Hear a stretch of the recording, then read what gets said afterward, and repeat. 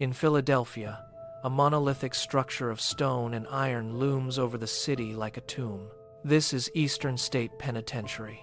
For over a century, it was engineered to force criminals to confront their sins through absolute, crushing silence.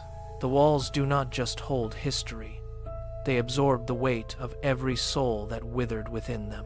On a crisp October night in 2018, a 4-person documentary crew arrived to challenge the local legends. Daniel, Maya, Ethan, and Rachel stood before the massive iron gate. It stood silent, a rusted sentinel that seemed to watch them back. They were there to prove the haunting was merely a fabrication of the mind. A ghost story, born of boredom. But as the iron gate groaned shut, the sound echoed through the empty rotunda like a death knell. The vibration traveled through their boots and settled in their marrow. The modern world outside vanished behind the thick, impenetrable stone. The air inside turned thin and smelled of stagnant dust and decay. Here, the silence was not the absence of sound.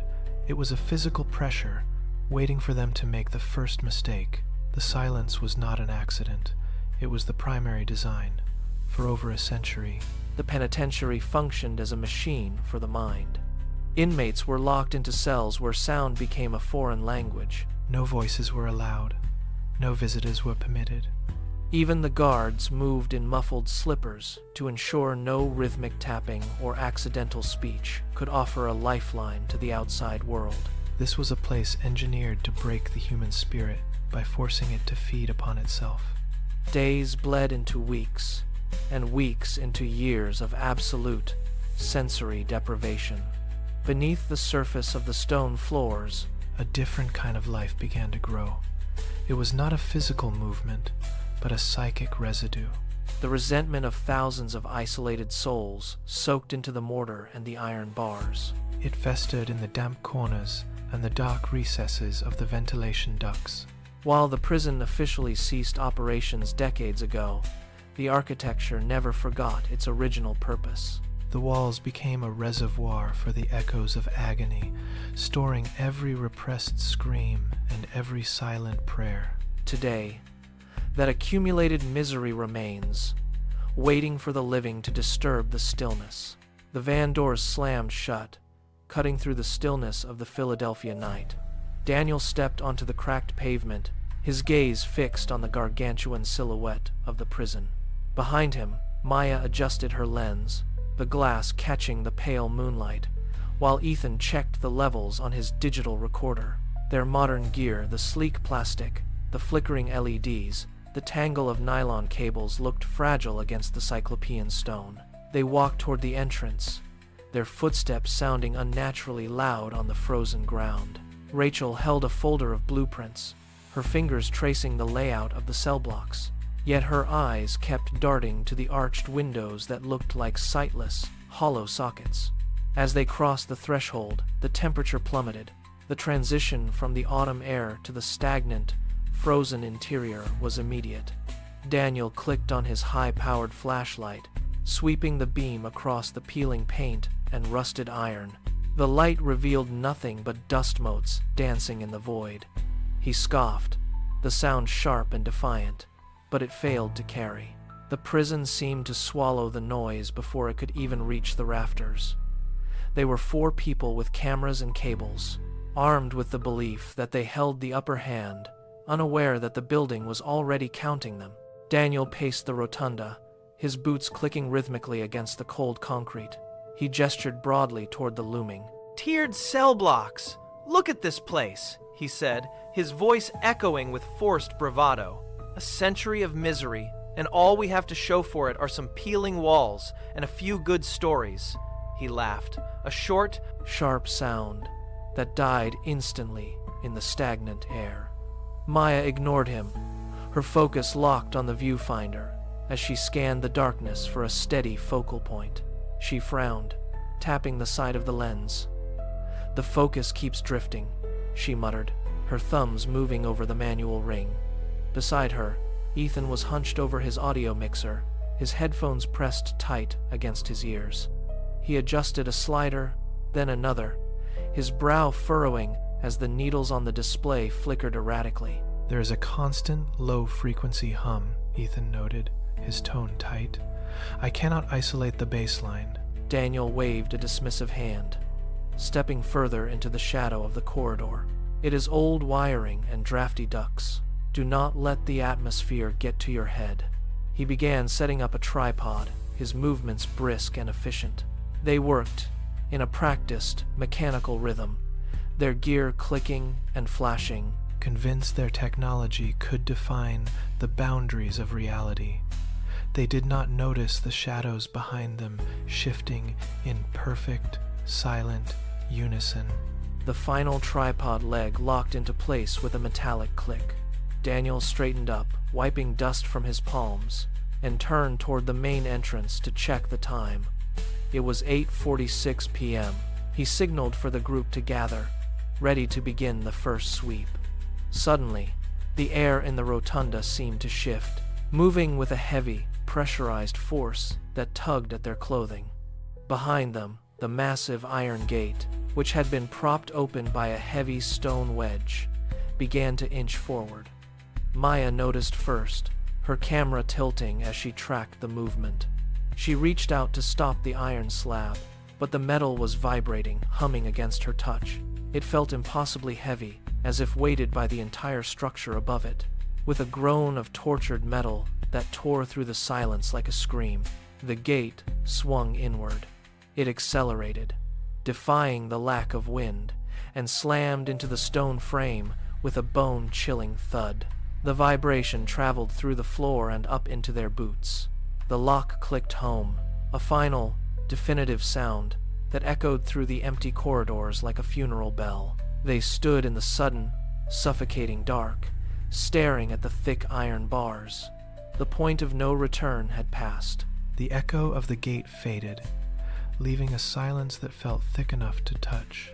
Daniel stepped toward the entrance of Cell Block 12, his flashlight beam cutting a frantic path through the gloom. As they crossed the threshold, the temperature plummeted.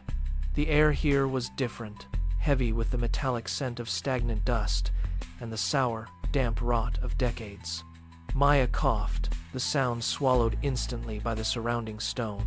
She adjusted the camera, but the lens clouded over with a fine, gray film.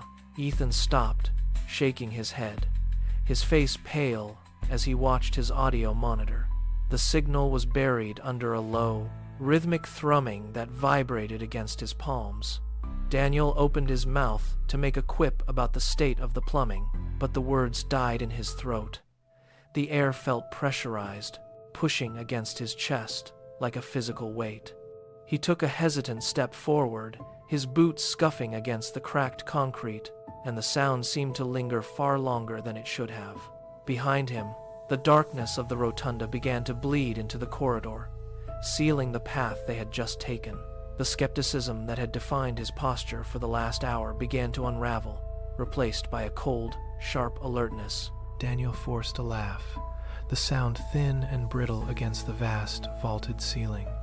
He began to pace the corridor, his footsteps ringing out with a hollow, mocking cadence. He gestured at the rows of empty cells, pretending to count them off as if he were merely a tourist on a guided tour. Maya kept the camera trained on him, but her hands were trembling, causing the frame to drift. Ethan stood motionless, his headphones pressed tight against his ears, eyes darting toward every shadow that flickered at the edge of his vision. The air was perfectly still, devoid of even a faint draft. Daniel stopped in front of a row of open, rusted cells, his mockery stalling. Then the silence was shattered. From the far end of the row, a heavy iron door swung outward. It did not just creak, it accelerated, whipped by an unseen force, and slammed into its frame with a force that sent a cloud of pulverized mortar into the air. The sound was sharp, violent, and absolute. It echoed back and forth down the narrow, stone-walled corridor, a thunderous crack that signaled a presence. Daniel spun around, his mouth open, breath hitching. The door remained shut, locked tight. The message was clear. They were not alone in the dark. Daniel stood frozen, his eyes fixed on the heavy iron door that had just slammed shut. He blinked, shaking his head as if to clear the ringing from his ears. He stepped forward, his boots crunching on the grit that littered the floor. The corridor felt narrower now, the stone walls pressing in with a claustrophobic intensity. He walked toward cell 12A, his hand reaching out to grip the rusted bars. He stopped inches away. The metal was unnaturally cold, radiating a chill that bit through his skin. He hesitated, his fingers hovering over the lock. The silence returned, deeper and more predatory than before. He opened his mouth to speak, but the sound died as a vibration traveled through the floorboards. It was not the wind. It was deliberate. From the pitch-black interior of the cell, 3 distinct, rhythmic thuds echoed against the steel. Knock. A pause. Knock. Another pause. Knock. The sound was heavy, solid, and unmistakably human. Daniel pulled his hand back as if burned. Maya swung the camera toward the cell, but the lens struggled to focus, dancing over the darkness. The entire team stood paralyzed, locked in place by the realization that something was waiting on the other side of that door, and it was watching them back. Ethan did not move.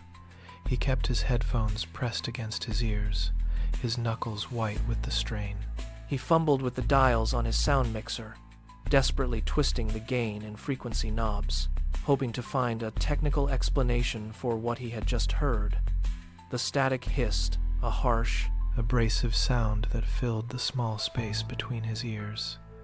Then, the static died.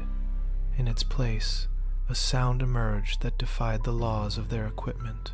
It was a raspy, labored intake of breath, wet and ancient. Echoing directly into his skull, Ethan stood paralyzed, his skin turning a sickly, translucent gray. He looked up at the team, his eyes wide and unblinking. He slowly lowered the headphones. But the sound didn't stop. It continued to pulse through the air, a low-frequency vibration that rattled the loose gravel on the floor. "Did you hear that?" he managed to whisper. Before anyone could respond, the voice returned, clearer this time, a sharp, ragged command that cut through the stagnant air of the corridor. "Don't open it!" The warning hung in the silence, heavy and suffocating. The curiosity that had driven them into the prison dissolved, replaced by a primal, instinctive need to run. The air inside the corridor turned frigid in seconds. A visible mist formed with every exhale. Swirling in the stagnant space, Rachel reached out to touch the stone wall, but pulled her hand back instantly. The rock felt like a block of ice pulled from a freezer. She looked toward the exit, her voice trembling as she suggested they pack the gear and leave immediately. Daniel scoffed, but the sound was hollow, lacking his usual bravado. As he opened his mouth to argue, a low-frequency hum emanated from the floorboards, vibrating through the soles of their boots. It was as if the structure itself was listening. Weighing their decision, Ethan clutched his recording gear, his chest heaving with rapid, shallow breaths. He pointed toward the darkness where the corridor branched off. The shadows seemed to lengthen and lean toward them, encroaching on their small circle of light. Every time they whispered about the exit, the temperature plummeted further, turning the moisture on the walls into thin, jagged frost. The prison was not just a collection of stone and iron anymore. It was a conscious, predatory weight, and it was tightening its grip on every single one of them. They were no longer investigators. They were captives. The portable monitors flickered, the images of the corridor jumping and stuttering. Maya adjusted the aperture, but the display only showed a rhythmic pulsing of gray light. 11:32 p.m. flashed on the digital clock, then distorted into jagged, illegible lines. Suddenly, a high-pitched whine erupted from the audio mixer, vibrating so intensely that Ethan dropped the headset to the stone floor. He scrambled to reach for the main power switch, but the casing felt burning hot to the touch. The battery packs, usually cool, radiated a searing, unnatural heat. Daniel shouted for everyone to stay together, but his voice was swallowed by the sudden, deafening hum of the entire electrical grid failing at once. Every light, every LED indicator, and every backup source died in a synchronized collapse. A suffocating, absolute blackness rushed in, heavier than the night outside. The sound of the silence was replaced by the frantic, ragged breathing of 4 people pressed against the cold stone. Panic surged as the darkness seemed to press against their skin. Physical and unyielding. Nobody moved. Nobody spoke. The air felt thin, drained of all oxygen. As the realization hit them, they were completely blind in a place that had never wanted them here. The darkness held them for 10 seconds of absolute stillness.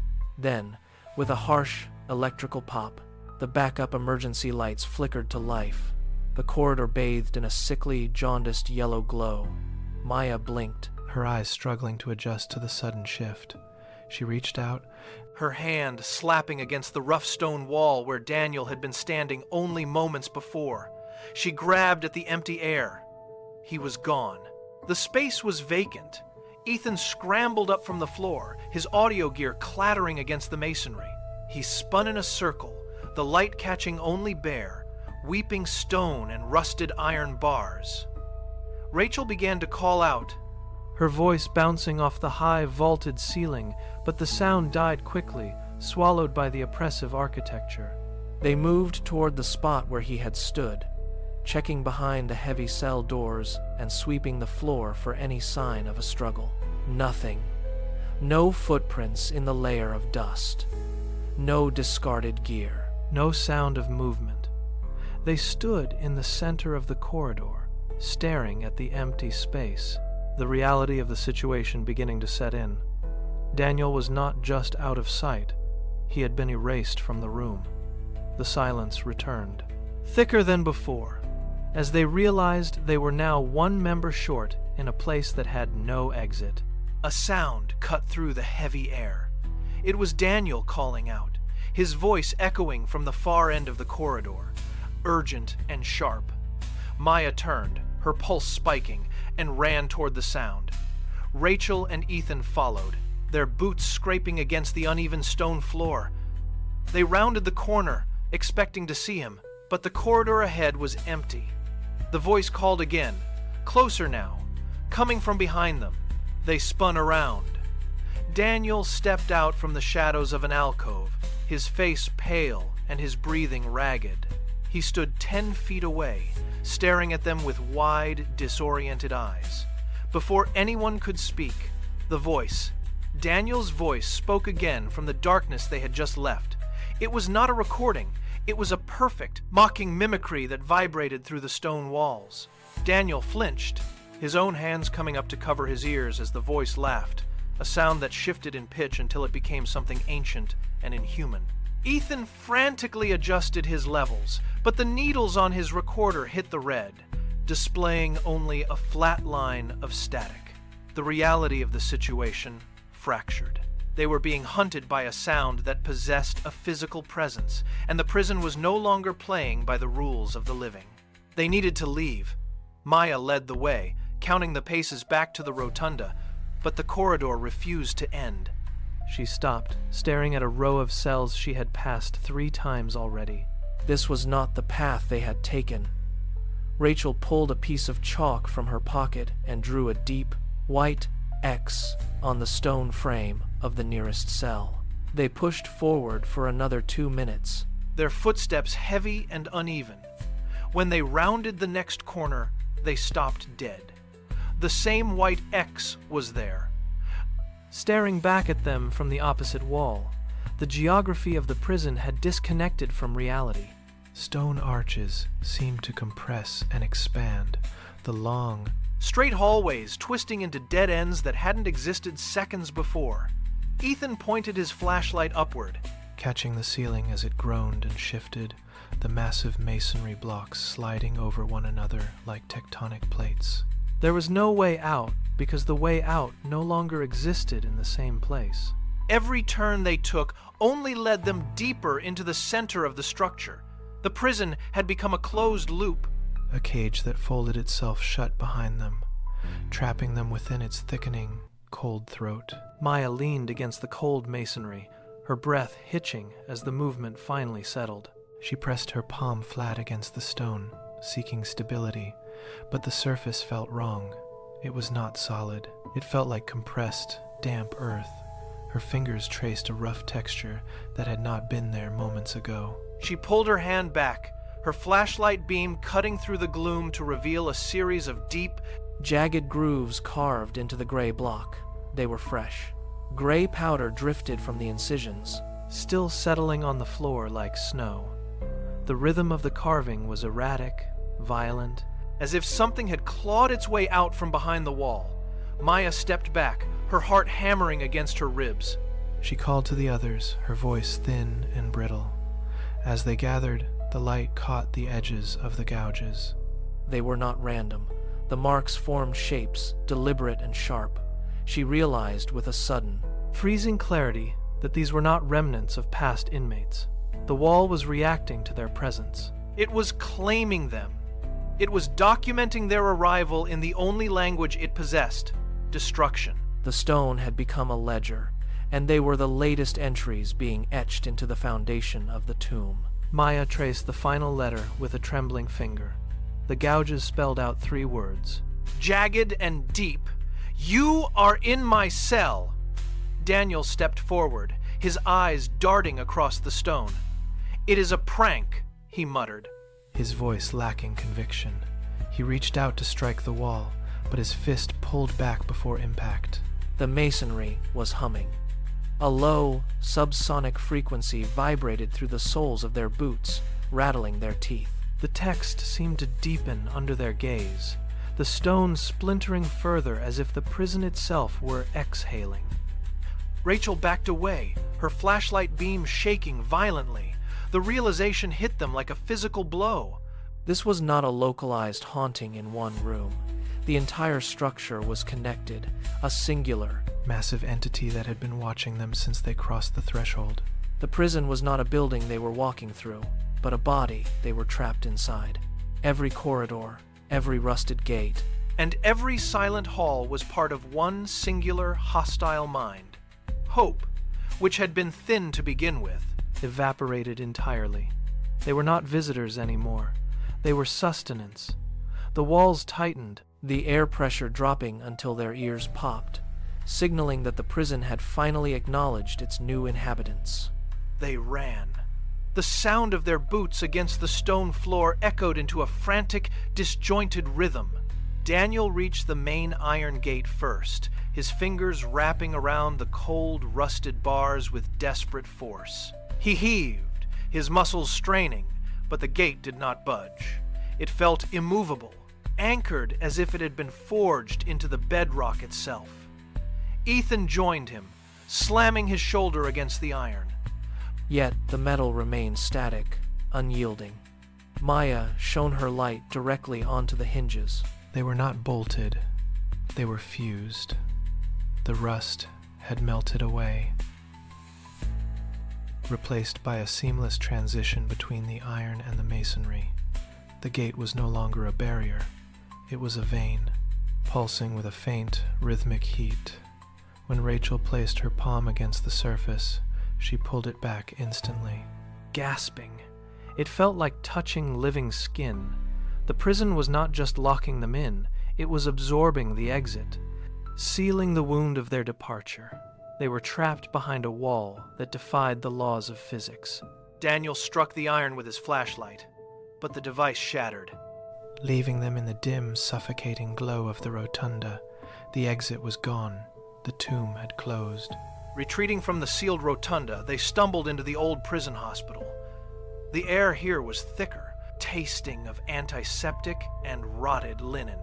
Daniel pushed open the heavy double doors, but they swung shut behind them with a finality that made the floorboards groan.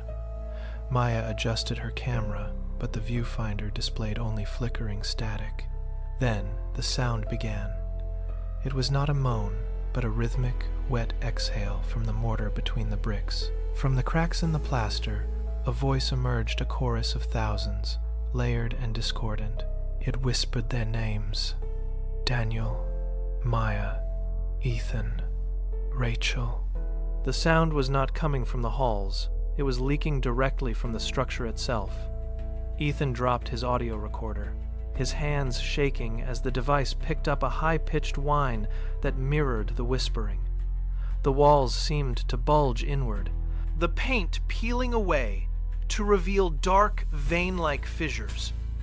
Every name spoken by the prison caused a light bulb to shatter overhead, raining glass onto their heads. The hospital was no longer a place of healing. It was a digestive tract. Breaking down their reality syllable by syllable, they stood back to back in the center of the room, listening as the walls repeated their histories, turning their identities into fuel for the darkness. The whispering ceased. The hospital room plummeted into a silence so dense it pressed against their eardrums like deep water. Daniel stepped away from the group, his eyes fixed on the far corner where the shadows seemed to liquefy. He did not speak. He did not look back. He reached out as if touching an invisible hand, his fingers twitching in the stagnant air.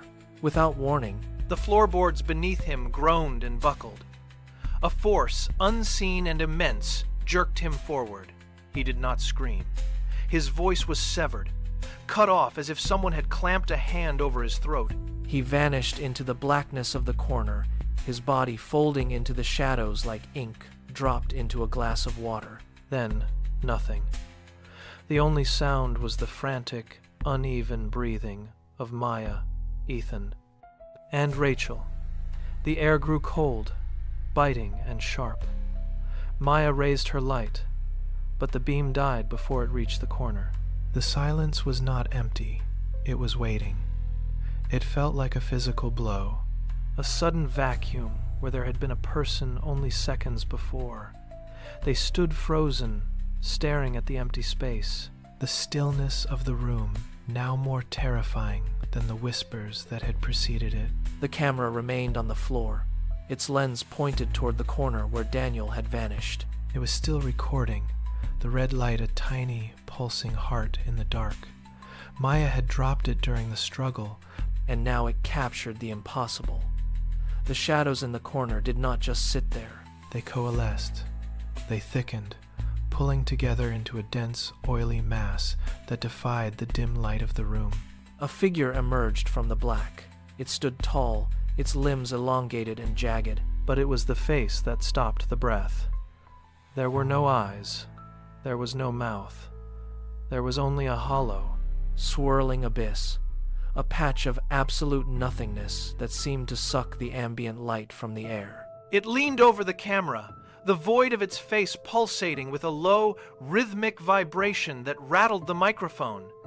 The image on the screen flickered, the colors washing out into grayscale as the entity moved closer. It did not have features.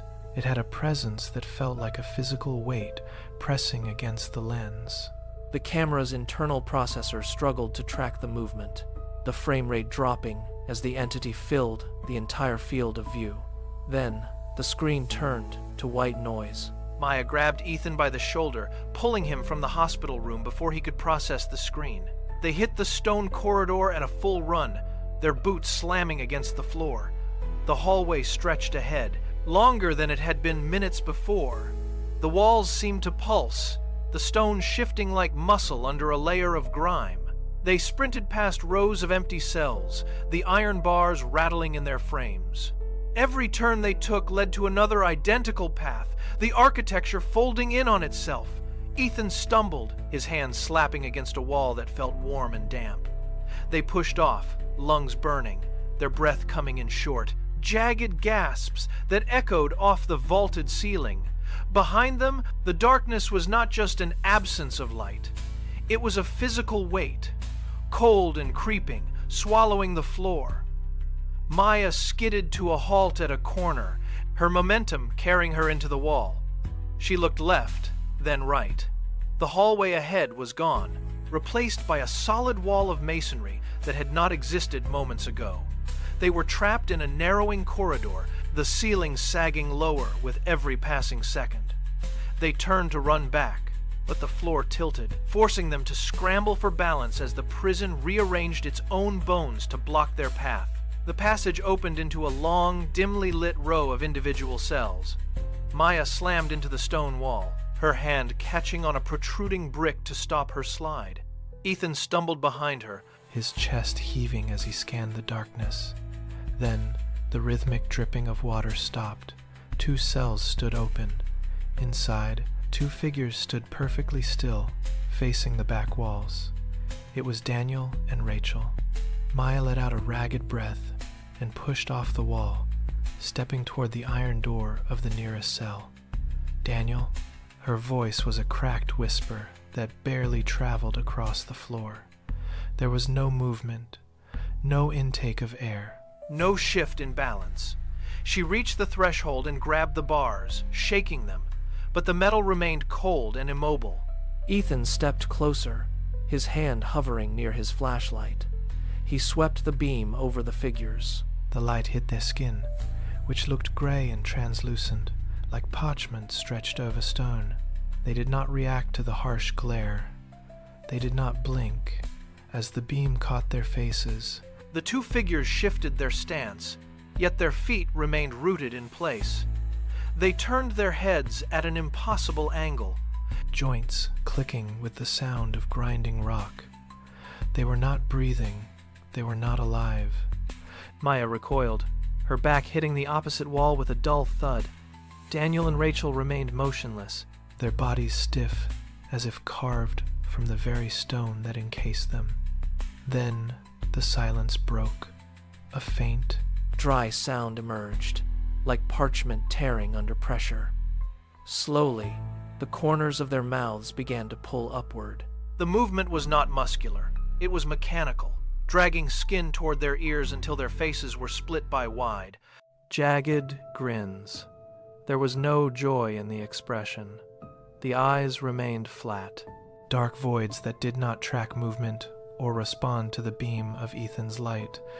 Maya stared, her hands trembling as she clamped them over her mouth to stifle a scream. The grins continued to widen, stretching beyond the natural anatomy of a human face, revealing gums that had turned the color of stagnant water. They did not blink. They did not breathe. They stood in the center of the damp cells, perfectly balanced. Their smiles fixed in a permanent hollow rictus. The prison air grew heavy, smelling of ozone and ancient earth. Ethan tried to back away, but his boots felt glued to the floor. They were no longer their friends. They were vessels, emptied of life and refilled with the cold, hungry malice of the penitentiary. The air in the corridor seemed to vibrate with a low, bone-deep hum. Maya gripped Ethan's arm, her fingernails digging into his skin, but he did not feel it. His eyes were locked on the floor inside the cells. Daniel and Rachel were rising. Not through a jump, not through any momentum, but as if the gravity holding them down had simply ceased to apply. Their feet lifted, slowly and rhythmically, until they hovered 6 inches above the damp concrete. They hung there, suspended in the stagnant air like marionettes on invisible, rigid strings. Their bodies tilted at sharp, unnatural angles, swaying slightly as if caught in a current that did not exist for Maya or Ethan. The prison floor beneath them remained empty, a void of dust and shadow. When Rachel shifted, her entire body rotated as a single, solid unit, her toes pointing toward the ceiling while her torso remained perfectly upright. The physics of the room had broken. Every instinct in Maya's mind screamed that this was impossible. Yet the sight remained fixed in her vision. The 2 figures began to drift toward the open bars, their hovering forms casting no shadows on the walls behind them. They were untethered, drifting through the architecture like ghosts in a machine, their wide, hollow smiles never wavering as they moved closer to the threshold. The sound of stone grinding against stone shattered the silence. Maya grabbed Ethan by the collar and shoved him forward. They ran. Their boots hammered against the concrete, echoing through a space that was rapidly losing its form. Behind them, the corridor did not just darken, it vanished. The walls peeled away like burning paper, revealing a hungry, absolute blackness that swallowed the floor in its wake. Ethan stumbled, his shoulder clipping a protruding iron bar, but he did not slow down. He felt the vacuum pulling at his heels, a cold, insistent drag trying to reel him back into the abyss. They sprinted toward the faint, flickering sliver of pale light at the end of the rotunda. The ceiling groaned, heavy masonry crashing down and sealing the path they had just cleared. They ignored the debris, vaulting over jagged blocks of granite and twisted metal.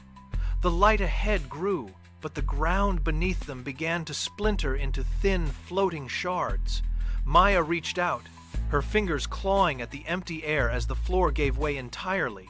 They lunged, throwing their entire weight toward the sliver of light, while the void closed the distance between their heels and the encroaching nothingness.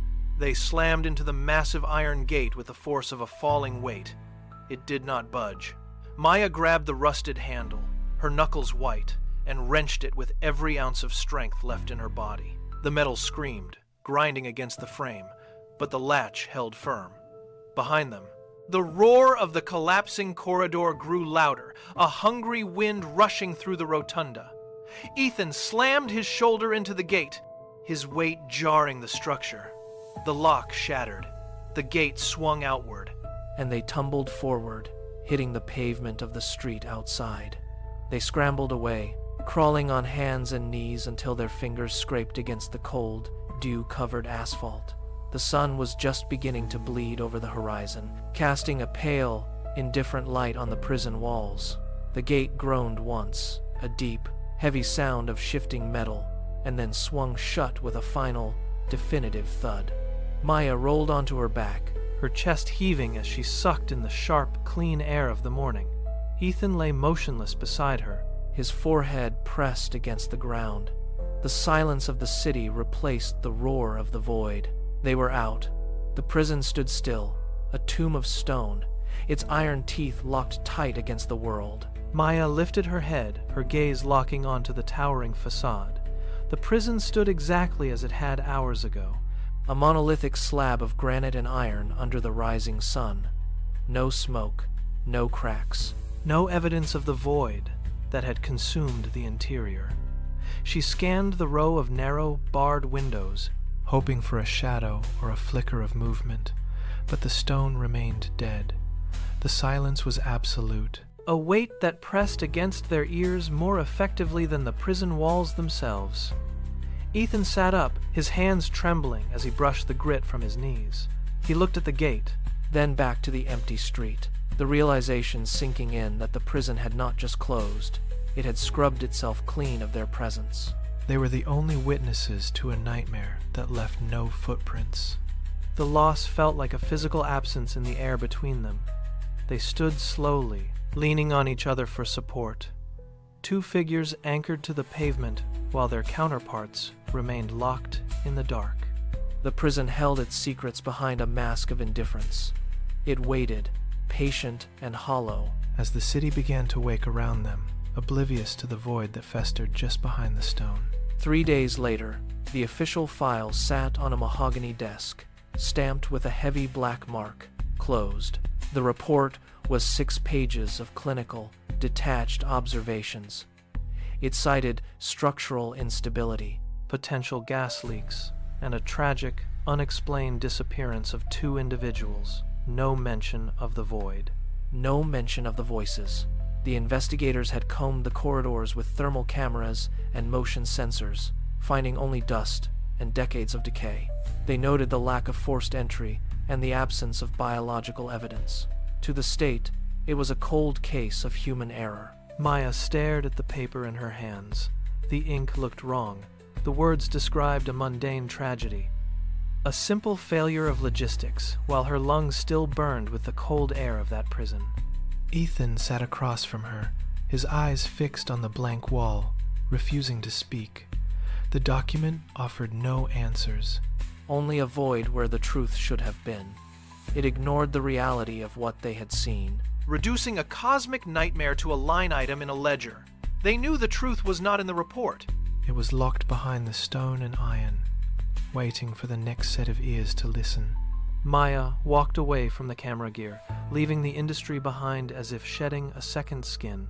She retreated to a quiet apartment, far from the reach of documentary crews and investigators. She stopped answering calls. She stopped looking at the news. Her mind stayed in that corridor, circling the dark logic of what they had witnessed. One evening she spoke, her voice barely a tremor in the quiet room. She told the few who would listen that the prison never contained ghosts. It was never a home for the dead. It was a lock. She believed the building was engineered to hold back a pressure that did not belong in the modern world. The cells were not built to punish the inmates. They were built to keep the darkness from spilling into the streets. The silence that haunted the hallways was not empty space. It was a barrier. She sat in the dark, watching the shadows stretch across her floor, convinced that every brick of that penitentiary was a seal holding back a void. They had not been haunted by the past. They had been witnesses to a cosmic dam. And they were the ones who had cracked it. The prison was not a tomb, but a vessel, and now the leak had begun. The prison stands today as it always has, a jagged silhouette against the Philadelphia sky. It is a hollow shell, yet it breathes. Security teams still walk the perimeter, their flashlights cutting through the thick, stagnant air of the yard. They know the stories. They avoid the rotunda after midnight. But the architecture has a memory of its own. In the deepest hours, when the city is asleep and the wind dies down, the silence inside the walls begins to shift. It starts in the dark heart of Cellblock 12. 3 slow, deliberate knocks strike the cold iron of cell 12A. The sound is heavy, rhythmic, and impossibly loud in the dead air. It is not an echo, it is a signal. A guard stops in his tracks, his hand hovering over his radio, his breath hitching in his chest. From the shadows of the cell, a voice emerges, raspy, ancient, and weary. It does not beg for release. It does not scream. It simply speaks the same command it has offered for decades. Don't open it. The air in the corridor turns frigid. The guard turns and walks away, leaving the warning to hang in the darkness. The seal holds, for now, but the knocks continue, waiting for the next hand to reach for the latch.